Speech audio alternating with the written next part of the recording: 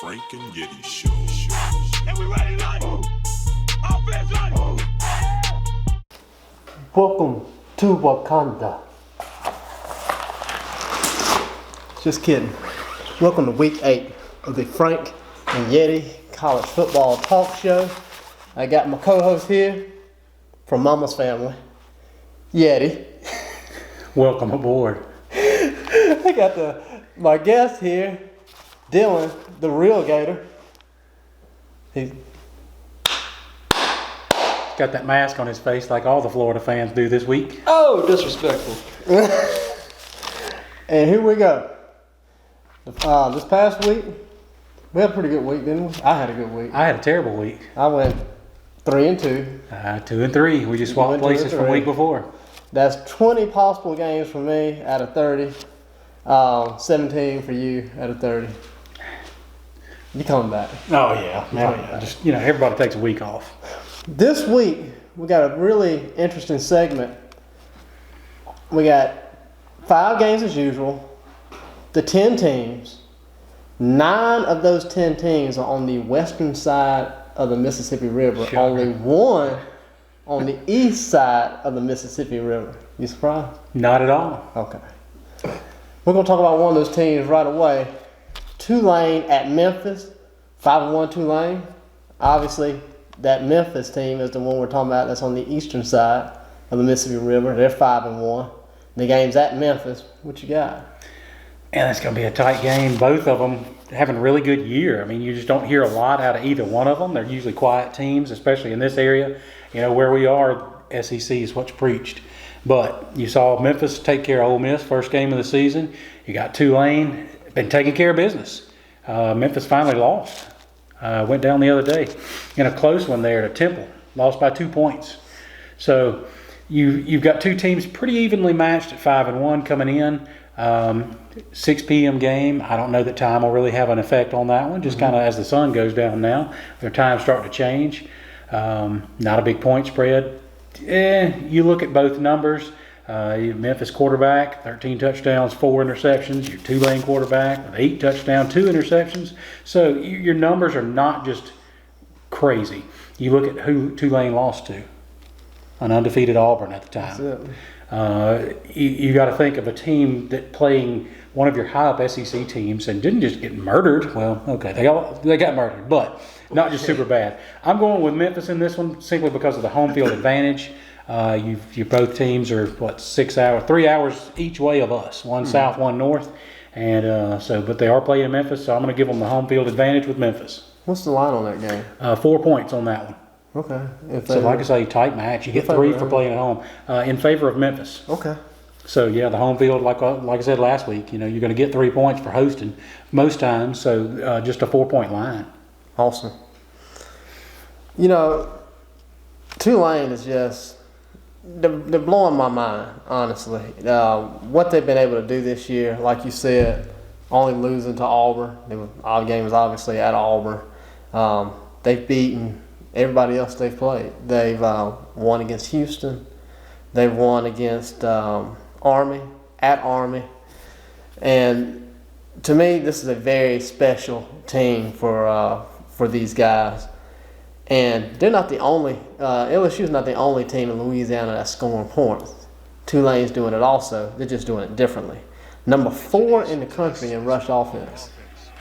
Number 13 in total offense. And number 14 in scoring offense. And I've seen these guys win all kind of ways. That number 14 in scoring offense, they're averaging 39 points a game. They have no quit in them. They fight on and on and on. They kind of got they line up in a lot of different sets. They kind of got a option attack out of the spread option. The quarterback also get on the center. Quarterback Justin McMillan, 301 yards rushing, 6 touchdowns. Corey Dolphin, 364 yards rushing, 4 touchdowns. And running back Darius Bradwell, 325 yards and a touchdown. So you can see here, they kind of got a 3-headed monster, if you will, in the backfield. Oh, yeah. All aspects. It's hard to stop the quarterback running and both backs running. So I got Tulane in this game. That's my pick for this game. It's going to be tight. I don't think you'd be wrong. It's going to be in the air. Absolutely. Real game? Like Frank was saying, it's more like a running by committee with Tulane. They rushed for over 1,700 yards this year, and really halfway through the season, they've only thrown for, their quarterback Justin McMillan has only thrown for over 1,000 yards, like 1,042 yards, 8 touchdowns, 2 picks, has a QBR of 61.9. But for me, even though Tulane's best win was against Houston does have 4 losses, but those were solid 4 losses. Washington State, Oklahoma, Cincinnati, and of course Tulane. Those are solid 4 losses. As far as a team from a Group 5 conference, that's about as tough a schedule as you're going to see. And Tulane went through there and handled business, won 38-31, rushed for 325 yards, and Tulane has not been known for running the ball and playing power football. They're normally a smaller school. It's hard to get in. It's a med school. And so when they do get talent and they do score points, it's normally through the air, but they're hoofing it a good bit. With that being said, I personally am going to go with Memphis because I feel like Memphis has they do have the better talent. They can run the ball. They throw the ball is pretty split. They have thrown for 1,500 yards this year. Their quarterback Brady White, and they rushed for 1,200. That's a very well-balanced attack. Whereas if you stop Tulane's run, they don't really have much going on elsewhere. So I think Memphis has a nudge with their best win being Ole Miss in the first game of the season. And so that's who I'm going to put my money on. Excellent info. Good job. Mr. Yeti. Over and under on this one opened up with 60.5, hadn't changed much. We're at 61 now. That's a lot of points, but you're going to see a lot of points from both of these teams. Just like you said, you're going to pour it on with the offense out of Tulane. Memphis is going to pour it on. They're at home. I'll definitely go over on that 61. We'll probably see a 35 to 45 game, a lot of points scored. Just not just a super defensive struggle. On either side, you're just going to see a lot of air and a lot of running and a lot of points. Awesome. Let's go West Coast. Shocker. Let's talk Arizona State at Utah. Let's talk on the defense. Yeti, give me a line on that game and tell me what your pick is. Well, we're looking at 2 teams that on our side of the country you wouldn't just go up and start a conversation about Utah or Arizona State. But if you look at it, we're at a top 25 match. Number 13, Utah, hosting number 17, Arizona State. We're 13. Utah's favored by 13.5. It's a 5 p.m. game, starting to cool off. Of course, it's in Utah, so it'll probably be cool. But 2 pretty evenly matched teams, both 5-1.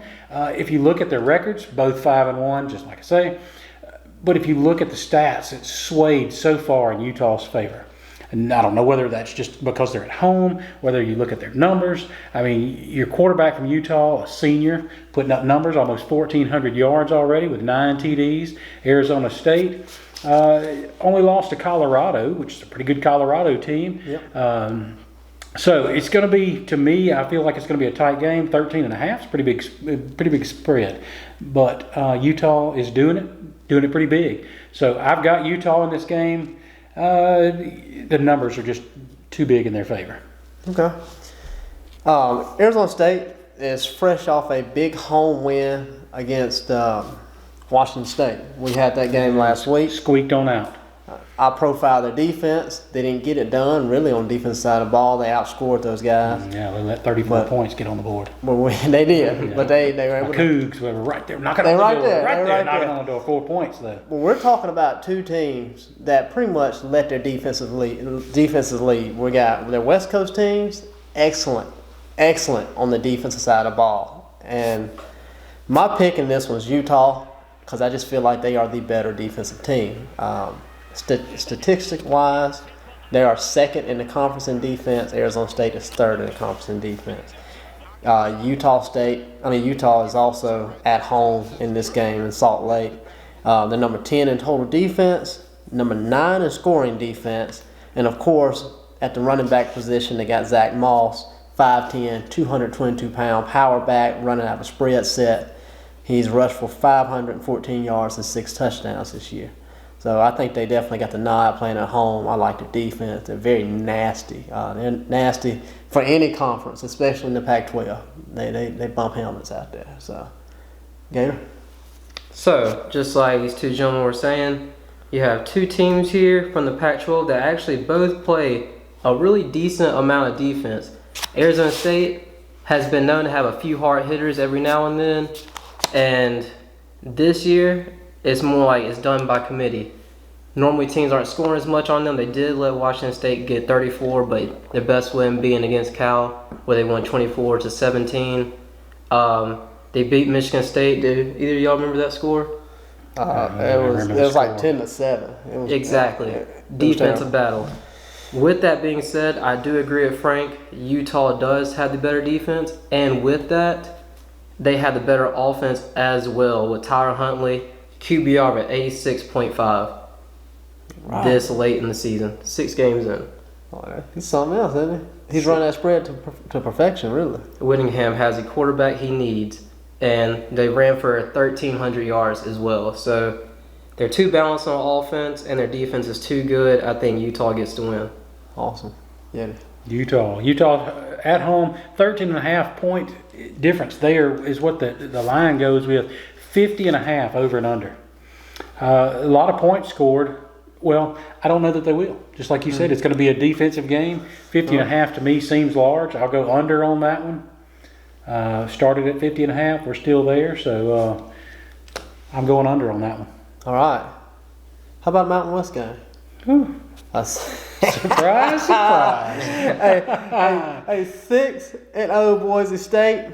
6-0 undefeated Boise State. Imagine that. I mean, they always undefeated about this time of year, honestly. Well, they don't get their props. And at BYU, a 2-4. A 2-4 that's won some big games. So, give me the line on this game and tell me what you think. Well, Boise State is opening 6.5 point favorite at BYU. But if you look at the record, 6-0 versus 2-4, 6.5 might be a little low. But BYU being at home, it's like you want to protect your house. So will they hold them back? Will they slow them down? I've got Boise in this game. I think that when they win this one, they may get a little recognition, getting that top 25. I'd like to see Boise State wearing a number 20 tag or 18, 19. They've earned it. I mean, 6-0. There's a lot of teams with that one in the column that's still, I've looked at before I got here. In the top, we started about number 9 with the one-loss teams. Yep. So you've still got a lot of teams that are undefeated playing a lot of good ball. I mean, we're halfway through the season. You're starting to see some people that aren't what they said they were. Georgia being one. I really had my eggs on Georgia, and South Carolina come in and did what they needed to do. You had a kicker that just doesn't miss, that missed. And just like we said in this show a long, long ago, any given Saturday, things could change. That's it. So you had a number 3 Georgia go into an unranked, multi-defeat South Carolina, and Gamecocks did it to it. Matter of fact, they didn't even go into it. Gamecocks showed up in Athens. Georgia painted all over the field, and South Carolina leaves with a W. So any Saturday it could happen. I've got Boise State in this game, 6.5. I'd say Boise State by 12 or better. Okay. Now, the reason this game was picked, obviously, you got a 6-0 Boise State team at a 2-4 BYU team, and you get to look at those records. You're like, why was this game picked? Well, he just told you. It's a 6.5 line on this game. So this is normally a battle. I can't remember the last time this game was not a battle. BYU's going to fight. BYU has 2 big wins on the season in Knoxville against Tennessee. And right after that, and that was an overtime game, and right after that, another overtime game in Los Angeles versus USC. They're a good team. Boise State, they're the consensus number 1 team in the Mountain West coming into the season. It was really their conference to lose at the beginning of the season. The question mark was the quarterback. How well will he play? If he played well enough, nobody would beat Boise State in the conference, and they would win the conference title. Currently, things are going well. The quarterback we're talking about is true freshman Hank Brockmeyer. And so far, he has 1,547 yards, 9 touchdowns, 3 interceptions. Nothing flashy, just getting the job done. Distributing the ball like he's supposed to. The offensive line is actually the best part of this Boise State team. They're returning 5 starters from the previous year. And he has great targets at the wide receivers. They're just coming in, filling in, doing his job is what he's been doing. It's been kind of a no-brainer season for Boise State. They've gone about their business very smooth, very quietly. And they're honestly the strongest team in the Mountain West. They'll win this game. I got Boise all the way. How could you go wrong with a quarterback named Hank? That's it. Well, unfortunately, Hank did suffer an injury this past weekend. So, right now, Chase Cord had to finish the game against Hawaii, but it's okay. He threw for 175 yards. He's 12 for 18, 3 touchdowns, and they won 59-37. So, but don't worry. It's still that typical Boise State team with a nice defense, nice receivers, and as Frank was saying, a great offensive line. So is Brockmeyer not going to make it for this game at all, or is he questionable? They said the injury looked more severe than what it was. They said it's a hip pointer, but he still is questionable for the game. With that being said, BYU has played their best games on the road, but this game is going to be in Brigham Young, and those 2 wins they have on the road, USC and Tennessee, were both away in Los Angeles and Knoxville, and they are still struggling to find a quarterback. They started their first ever African-American quarterback this past weekend at South Florida and lost 27-23. Wakanda. And so, even though Hank Botmeyer did the Lord's work and beat Florida State that first week, I love that dude for doing that. The Lord's work. The Lord's work. Go Gators. And he's probably not going to play this weekend. I'm still going to have to go Boise State because they win by committee, not just one player. I like that. Coming into the season, Brockmeyer was a stiff competition between Brockmeyer and Cord. And the decision to go with Brockmeyer was not made until late in training. And so Cord has some playing experience. He's a good player, so he should be the carry. It's been great. It's been a great year of football because these backup quarterbacks are coming in and are absolutely toting the mail. So 9:15 game, which is going to be late for me. You work crazy hours, so it could happen for you, and you love games like this. We opened this game with a 54-point line. We're down to 51.5, so somebody's seeing some change somewhere. That's a lot of points, but these are games you're going to see a lot of points in. I think we'll see 51.5, if not 60. I'll go over in this game. All right, our next game, Big 12 matchup, Baylor at Oklahoma State. 6-0 Baylor at the Cowboys, Oklahoma State 4-2. Give me the line on it, Mr. Yeti. You know, we saw the game Texas-Oklahoma this week. There's so many schools in Texas. Of course, it's big as a cheap steak. So Baylor coming in, finishing up another rivalry, another strong Texas school, 6-0. I mean, come on, Baylor. Number 18, the Baylor Bears. Oklahoma State Cowboys 4-2. Oklahoma State and Oklahoma usually run a pretty tight race, but Oklahoma has blown it so far out of the water. It's going to be hard for anybody to try to skirt with them this year. So 4-2. Oklahoma State, you know, I don't know that they can do it. They're hosting the game. There's 4-point difference on Baylor. Number 18, Baylor 6-0. It's a 3 p.m. game, so kind of a midday game. The sun will be shining when the Baylor Bears walk out with a W. Okay, this is another one of these games where you're from a conference that they normally talk about offense. You know, like the Pac-12 teams, they talk about offense, but we've just profiled 2 very good defensive teams. Here we got Baylor. They have beaten 3 solid opponents in a row, and not like you would expect Baylor to normally do. They're beating them defensively. They beat Iowa State, they beat Kansas State, and they beat Texas Tech. And the defense is ranked number 17 in points allowed. So Baylor is still the same Baylor with the flashy offense. They're putting points on the board, but they're playing the defense, covering that pass, tackling the runners. They're playing great. They're undefeated this time of the season, and you're only hearing about Texas and Oklahoma. Baylor's undefeated with some defense. So I like Baylor in this one on the road. Okay. And Baylor has done a remarkable coaching job because to return from the scandals and go undefeated just a couple years later is a great job, and to actually build a defense out of what you had at Baylor is even harder than what people might think, because they always had the offensive mindset, but then having a defensive mindset with it really makes them a somewhat contender in the Big 12. A somewhat contender. Don't blow it out of the water. Somewhat. Speaking of blowing out of the water, since they're playing in Stillwater, Oklahoma against Oklahoma State has been thriving off of turnovers for the past decade. That's its true statement. Exactly. If Very you look true.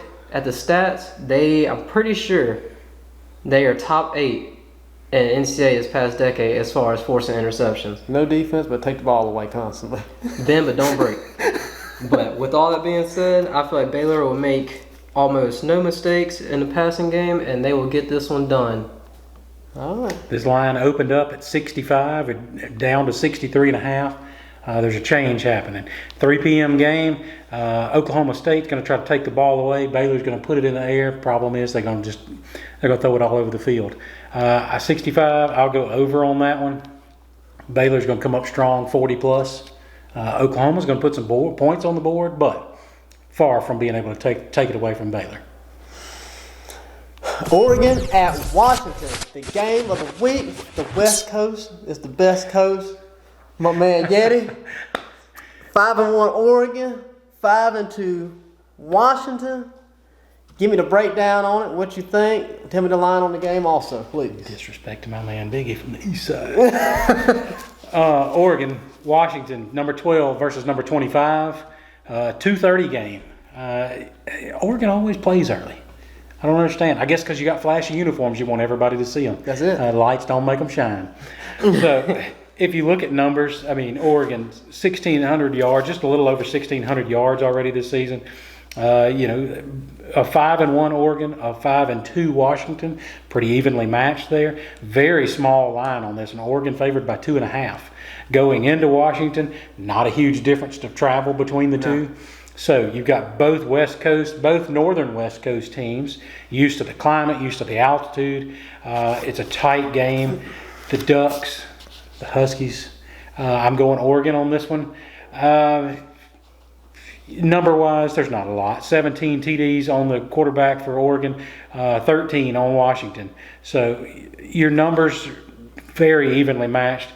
I just think Oregon's going to be stronger. They're one win against an SEC Auburn the first game. And if you look at it, I think the gift wrapped it for them. Huskies, 2 losses. So I think Oregon's walking away with the W. Washington, their W will turn into the L. Look out. Oregon, literally seconds away from being undefeated. And with that being said, I think this is probably the most complete 5-1 team, or definitely one of the most complete 5-1 teams out there. And normally we like to talk about all the points that they're scoring. They got Justin Herbert, who is definitely a big-time pro draft pick at the quarterback position. And we want to talk about the runners and how many points they're scoring, and definitely what they wear every Saturday. You got to talk about that. But let's talk about defense. We've had Arizona State, the number 3 defense in the Pac-12. We've had Utah, the number 2 defense in the Pac-12, and now we got Oregon, the number 1 defense in the Pac-12. They number 8 in total defense, number 3 in points allowed, averaging 8 points a game. That's crazy. Yeah. So you get a touchdown and go ahead and go with your extra point right away, because that's all you're going to get. So these guys are great. They're number 3 in passes intercepted and number 8 in passing yards allowed in the Pac-12, where everybody has a quarterback. The offenses are really balanced out there. In the Big 12, you see a lot of passing, not so much running. In the Pac-12, these teams are very balanced. Run and pass. Everybody has a quarterback. Oregon's covering up both ways. Definitely on the pass. Pass is, like I said, number 8 in passing yards allowed. 160 yards a game is what that comes out to. They're the complete football team. I like Oregon. Washington's a good ball club. They just lost to Stanford recently. Oregon destroyed Stanford. I take Oregon. Gator. Well, in this game, just like you're talking about Justin Herbert, probably top 5 NFL draft pick. He comes in this game, he's a solid quarterback, throwing for over 1,600 yards, 17 touchdowns, only 1 interception. QBR is 74.0, doesn't get much better than that. And the rushing game, over 1,000 yards for Oregon this year, so they keep a somewhat balanced attack. They're mostly gonna throw, but they will hoof it a little bit too. And as far as that goes, they do have a solid defense. Great. You can ask Auburn about that. Auburn got lucky. We can't lie. Auburn got lucky. With that being said, Washington has Jacob Eason at quarterback from Georgia, so Ari didn't like him, but he left. He was smart enough to leave. So, with that being Tell us how you said, really feel. Jacob Eason has been a little spotty when they do need him sometimes under Chris Peterson's offense. But besides that, Washington's best chance of winning this game is the home field crowd and Chris Peterson being a coach. And yes, he's a top 5 coach. If you do not think Chris Peterson is a top 5 coach, you just started watching football. Chris Peterson is a top 5 coach. That's Washington's best chance to win. Unfortunately, I'm still going to go Oregon's offense with Justin Herbert and their defense. So, Oregon for the win. There you go. We'll all go Oregon on that one. Started out with an opening at 56 points. We're down to 53.5. So the line keeps falling. They're tightening up the schedule. Both teams are going to score some points. Will it be 53.5? I really feel like the defense is coming together for both of these teams. Yes, Oregon's going to score some points. Huskies going to score some points. Not going to be able to keep up with Oregon. I don't think we'll see that 53.5. I'm going under on that one. Those are our picks for this week 8 edition of the Frank and Yeti Show. Thank you so much for watching us. And this was our Halloween episode, obviously. Mama's family. We're not here for a long time. We're here for a good time. We'll see you next time.